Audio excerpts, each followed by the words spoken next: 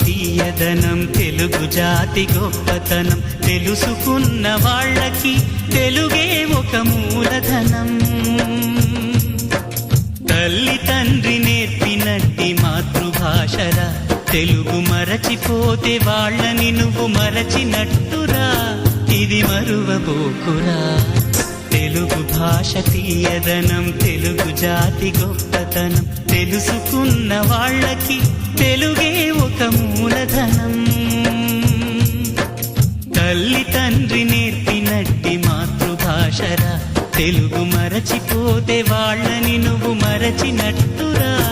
ఇది మరువబోకురా